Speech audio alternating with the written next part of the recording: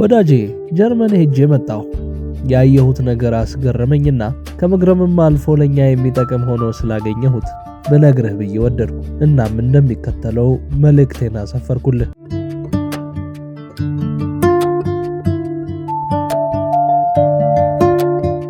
ይህ የሸፊን አዲስ ደብዳቤዎች ነው። በሸፊን አዲስ ደብዳቤዎች የሚንጸባረቁት ሐሳቦች የጸሐፊያኑ ብቻ ናቸው። ወዳጄ ሆይ ዛሬ ሀገሬ ኢትዮጵያ ከጀርመን ፌዴራሊዝም ምን መማር እንዳለባት ላወራህ ነው። ስለ ኦቶ ቮን ቢስማርክና ዳግማዊ ሚኒሊክ ሀገር ፌዴራሊዝም ብንጫወት ይበጀናል ብዬ አሰብኩ። ፌዴራሊዝም ሁሉ ፌዴራሊዝም አይምሰል እናቴ ልጅ፣ ገቢር አለው። በዚህ ምክንያት የጀርመን ፌዴራሊዝም ላይ መወያየት የፌዴራል መንግስት አለኝ ብላ በፌዴሬሽኑ አባላት የውስጥ ጠብ ምክንያት ልጆቿ ሰላም ላጡባት ኢትዮጵያ ጥቅሙ ብዙ ነው። ፌዴራሊዝም በመሰረቱ የፖለቲካ መዋቅር ብቻ አይደለም። የታሪክ፣ የማንነት፣ የታማኝነትና የመንግስታዊ ባህል ውጤት ነው። ፌዴራሊዝም የነቄ መሪዎችና የዜጎቻቸው ውል ነው ወንድም አለም። ስለዚህ የጀርመን ፌዴራል ስርዓት ለምን እንደተሳካ ለመረዳት ከመጀመሪያ ታሪኩን መመልከት ያስፈልጋል። ከዚያ ከኢትዮጵያ ጋር በተነጻጻሪ ማየት እጅጉን ጠቃሚ ነው።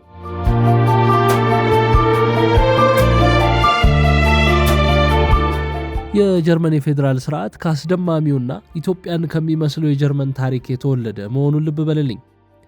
የጀርመን ታሪክ እንዴት ያለ ይመስልሃል? ባጭሩ የኢትዮጵያ ዘመናዊ ታሪክ ግልባጭ ነው። እነርሱ የሚበልጡን ሲቋጩት ማሳመር በመቻላቸው ብቻ ነው። ዛሬ የምናውቀውና በዓለም ዘንድ ጀርመኒ ተብሎ የሚጠራው ታላቅ ግዛት አንድ ሀገር ቢመስልም በታሪክ ለረጅም ጊዜ የተበታተነ ነበር። ከ19ኛው ክፍለ ዘመን በፊት ጀርመን ማለት ከ300 በላይ አነስተኛ መንግስታት፣ ንጉሳዊ ክልሎችና ነፃ ከተሞች የነበሩባት ምድር ነች። ልብ በል ያገሬ ልጅ፣ የዛሬዋ የአውሮፓና የዓለም ተጽዕኖ ፈጣሪ ሀገር ከ300 በላይ መንደሮች ተበታትነው ሰብሳቢ የሚጠብቁባት ምድር ነበረች እያልኩ ነው።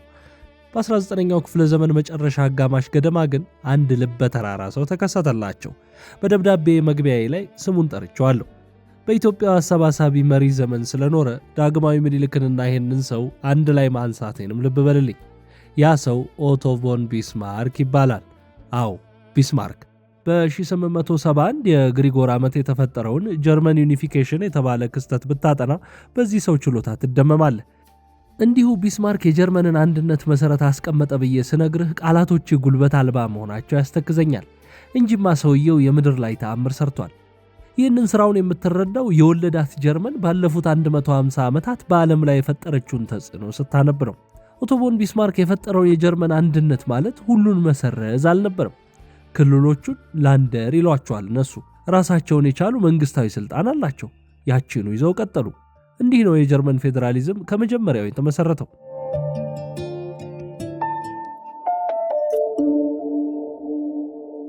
ወዳጄ ልቤ፣ የዛሬዋ ክንደ ፈርጣማ ሀገር ጀርመኒ አሳዛኝ ታሪክና አስደማሚ ፍልሚያዎችን ተፋልማ እዚህ የደረሰች ሀገር ናት። ኃያሏ ጀርመን በተለይ በ20ኛው ክፍለ ዘመን የመጀመሪያ 50 ዓመታት ከፍተኛ ውድቀቶችን አስተናግዳ ነበር።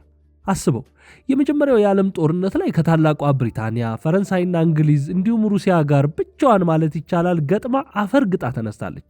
በግራ እንግሊዝ፣ በቀኝ ሩሲያ ገጥመው በዚያ ላይ አሜሪካ ጠማብህ። አስበው። ጀርመን የኛው ልጅ ኢያሱ ኢትዮጵያን ሊመራ ይሞካከር በነበረበት ጊዜ እንዲህ ያለ ፍልሚያ ላይ ነበረች። ስመገናናው ኦስትሪዮ ጀርመናዊ አዶልፍ ሂትለር ያኔ ወታደር ነበር ይባላል። የሁለተኛው የዓለም ጦርነት ጊዜ የጀርመን መሪ ሆኖ የምታገኘው እርሱን ነው። የአገር ፍቅርን ጣራ ላይ ሰቅሎ ጀርመኖቹን ከዓለም ጋር አዋጋቸው። ናዚ የተባለው ቀኝ አክራሪ ፓርቲው በሰው ልጆች ላይ ብዙ በደል አደረሰ። ቢስማርክ የገነባው ደማቁ የጀርመን ስምም በዚያው ደብዝዞ ቀረ። ሂትለርም እንዳንበሳ ኖሮ እንዳይጥ ራሱን ገደለ።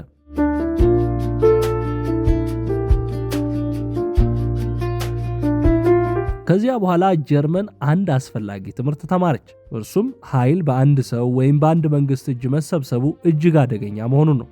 ስለዚህ ከሁለተኛው የዓለም ጦርነት መጠናቀቅ ከ4 ዓመታት በኋላ በ1949 ላይ የተመሰረተው አዲሱ የጀርመን ህገ መንግስት ግሩንድ ግዜት ይሉታል እነሱ፣ በሚከተለው መሰረት ተዘጋጀ። አንደኛው ኃይል መከፋፈል አለ። ፓወር ዲሴንትራላይዜሽን ይሉታል ፈረንጆች።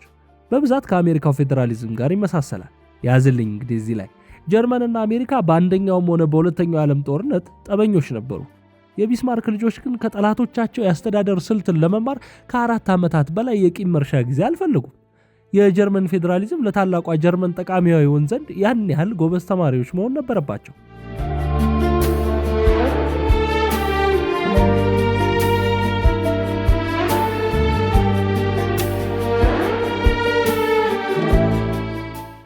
ሌላው የጀርመን ፌዴራሊዝም የኔና አንተን ሀገር ፌዴራሊዝም የሚያማልለው በጠንካራ የፍትህ ስርዓት ነው።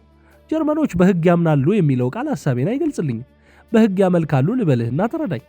ይሄ ደግሞ ፌዴራሊዝሙን በአለት ላይ እንዲቆም ረድቶታል። ሌላው የጀርመን ፌዴራሊዝም ጣፋጭ ያደረገው ክልሎች በፌዴራል ውስጥ እውነተኛ ስልጣን ስላላቸው ነው። ቢስማርክ ያሰባሰባቸው የጀርመን ግዛቶች በአንዲት ጀርመን ጥላ ስር ሲሰባሰቡ ራሳቸውን በራሳቸው እንዲያስተዳድሩ ነገሮች ተመቻችተውላቸዋል። እናም በጀርመን ፌዴራሊዝም ውስጥ ብወድ ኖራለው ብጠላ መሰስ ብሎ ነገር የለም። ግንኙነታቸው እንዲዋደዱ የሚገፋፋ ነው። ለዚህ ይመስለኛል ርዕዮተ ዓለም የለያያቸው ምስራቅና ምዕራብ ጀርመን ከዓመታት በኋላ ፍቅርሽ በረታብኝ ተሸነፈ ሆዴ ምናምን ተባብለው ዳግም ተዋህደዋል። የሕገ መንግስቱን ቁልፍ ባህሪያት ይህን ያህል ከነገርኩ የጀርመን ፌዴራሊዝም የተሳካባቸውን ምክንያቶች በዝርዝር ላብራራለሁ። አንደኛው የታማኝነት ባህል ነው። እንግሊዞች ፖለቲካል ካልቸር ይሉታል። ጀርመኖች የሕግን መከበር እንደ ሀገራዊ እሴት ነው የሚያዩት። የሕግ የበላይነት ደግሞ ለፌዴራሊዝም ስኬታማ መሆን መሰረታዊ ነገር ነው። ሁለተኛው ጉዳይ በጀርመን ክልሎች መካከል ያለው ኢኮኖሚያዊ መመጣጠን ነው። ክልሎች በጣም የሚለያይ ኢኮኖሚ አይታይባቸውም። ድሃና ሀብታም ተፋቅረው ለመኖር እንደሚከብዳቸው የገባቸው ይመስለኛል። እናም ጠቅሟቸዋል።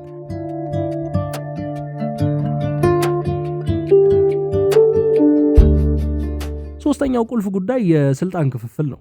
ማን ምን ያደርጋል የሚለው ጠብ የማያጣው ጥያቄ በጀርመን ፌዴራሊዝም ውስጥ እንዳያጣላ ሆኖ በግልጽ ተወስኗል። ክልሎች ትምህርትና አካባቢያዊ ፖሊስን የመሳሰሉ ጉዳዮችን ይቆጣጠራሉ። የጀርመን ፌዴራላዊ መንግስት ደግሞ በአገር ደረጃ ያሉ ሁነቶችን ያሳልጣል።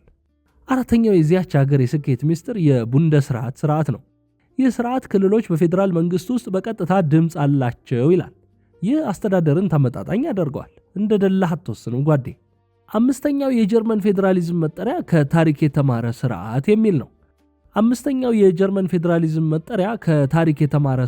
የሚል ነው። የዛሬው የጀርመን ፌዴራሊዝም ባጭሩ ናዚዝም እንዳይደገም የተደረገ አዋቂ የመንግስት ንድፍ ነው ማለት ይቻላል።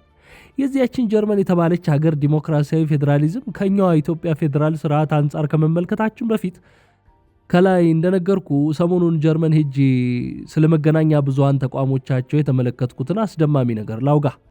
በጀርመን የፖለቲካ ባህል ውስጥ ቡንደስ ፕሬስ ኮንፈረንስ የሚባል ነገር አለ። እንዳይምታታብህ ቡንደስ ሊጋ አይደለም። ስለ ባየርን ሙኒክና ዶርትመንድ ሌላ ቀን አወጋሃለሁ። ቡንደስ ፕሬስ ኮንፈረንስ በተለይ ተወዳጇን መራሂተ መንግስት አንጌላ መርኬልን ለብዙ ጊዜ ጠርቶ ያፋጠጠ የጋዜጠኞች መድረክ ነው። ኦላፍ ሹልዝም ከዚህ መድረክ አላመለጡም። ሚኒስትሮችንማ ቋሚ ግዴታቸውና ደንበኞቻቸው አድርገዋቸዋል። በቢስማርክ ሀገር የሚዘጋጀው ቡንደስ የተባለው ጋዜጣዊ መግለጫ ለጋዜጠኞች ፍጹማዊ ነፃነትን ይሰጣል። ጋዜጠኞችም ተሰባስበውና ተደራጅተው የሀገራቸውን የትኛውንም ሰው በራሳቸው መድረክ ላይ ጠርተው ስለሰራው ስራ ተጠያቂ ያደርጉታል፣ ይመረምሩታል። መቼም አማላይ ነው አይደል ጓዴ? በል እንግዲህ የቆየ አመል አለብንና የጀርመንን ፌዴራሊዝም ከኢትዮጵያ ጋር እናነጻጽር። የዛሬዋ ኢትዮጵያ ያላት የፌዴራሊዝም ስርዓት በ1987 ዓመተ ምህረት የተጀመረ ነው። በብዙ መልኩ ከጀርመን ይለያያል። የጀርመን ፌዴራሊዝም የተመሰረተው በታሪካዊ ክልሎች ላይ ነው። የኛው የብሔርና የማንነት ፌዴራሊዝም ነው። ይህ ትልቅ ልዩነት አለው። ጀርመኖች በወንዝና ተራራ አማካኝነት ለአስተዳደር እንዲመቻቸው ሆኖ ፌዴሬሽን ሲመሰርቱ፣ እኛ በቋንቋ ላይ ተመስርተን ተካለልን። በዚህ የተነሳ የቋንቋ ማንነት ከሀገር በልጦብን እንዲህ ያደርገናል። በጀርመን ጀርመናዊ መሆን ከክልላዊ ማንነት ይበልጣል። ኢትዮጵያ ውስጥ ደግሞ በብሔር መለያየት በፖለቲካ ውስጥ ከፍተኛ ሚና አለው። እናም የኛው ለጠብ የሚገፋፋ አይነት ነው።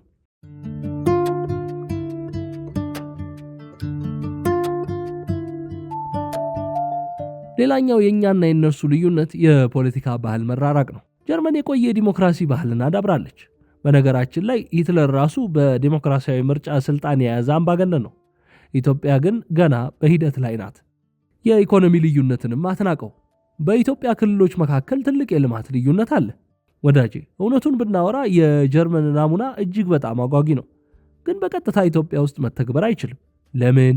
ጀርመን ዛሬን ለማጣጣም ትላንቷን ሰርታለች። እኛ ትላንትን እየተደባደብን ያሳለፍነው። እናም እጃችን ላይ ባለው ዛሬ እንስራበት። እንዲህ ካደረግን ዛሬና ነገ የኛ ይሆናሉ።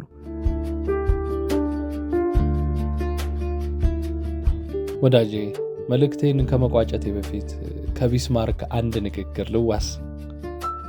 በደምና ብረት ቀጥቅጬ ጀርመንን አንድ አደርጋታለሁ አለ። ይሄንን ንግግሩን ሳስታውስ ቢስማርክና ሚኒሊክ ምንና ምን ናቸው በደምና ብረት ሀገር ያሰፋቸው የሚለው ትዝ ይለኛል።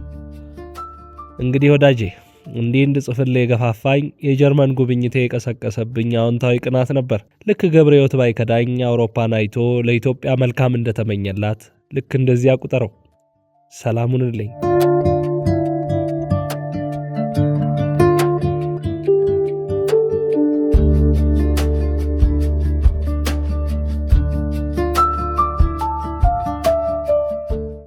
ይህ የሸፊን አዲስ ደብዳቤዎች ነው። በሸፊን አዲስ ደብዳቤዎች የሚንጸባረቁት ሐሳቦች የጸሐፊያኑ ብቻ ናቸው።